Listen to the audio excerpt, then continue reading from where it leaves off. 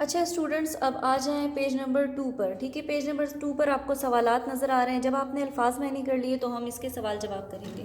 ٹھیک ہے، یہاں پہ اس کے کتنے سوال ہیں؟ 4 سوال ہیں. پہلا سوال، روز قیامت کے مالک و مختار سے کیا مراد ہے؟ اس کا جواب آپ لکھیں گے روز قیامت کے مالک و مختار سے مراد کے قیامت کے دن کا مالک بھی اللہ تعالیٰ ہے.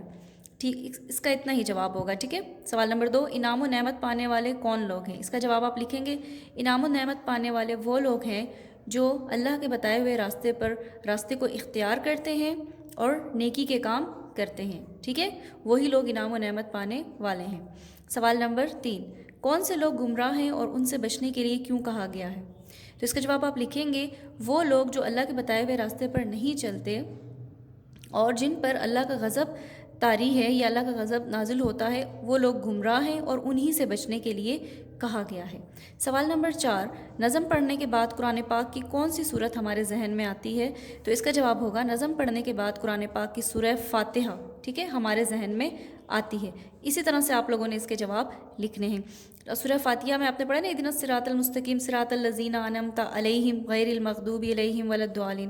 ٹھیک ہے، تو اس کا ترجمہ یہ ہے کہ اللہ ہمیں سیدھے راستے پر چلا اور ان لوگوں سے بچا جو گمراہی کے راستے کو اختیار کیے ہوئے ہیں. تو جب ہم نظم پڑھتے ہیں تو اس کے بعد ہمارے ذہن میں کون سی صورت آتی ہے؟ سورہ فاتحہ ہمارے ذہن میں آتی ہے. ٹھیک ہے، آئی ہوپ آپ کو کلیئر ہو گیا ہوگا. پہلے آپ نے اس کے ورڈز میننگ کرنے ہیں. جب آپ ورڈز میننگ کر چکیں گے تو آپ نے نیکسٹ پیج سے اس کے جو ہے وہ سوال جواب کرنے ہیں، اور یہی 4 سوال آپ نے جو ہے وہ اپنی کاپیز پہ کرنے ہیں.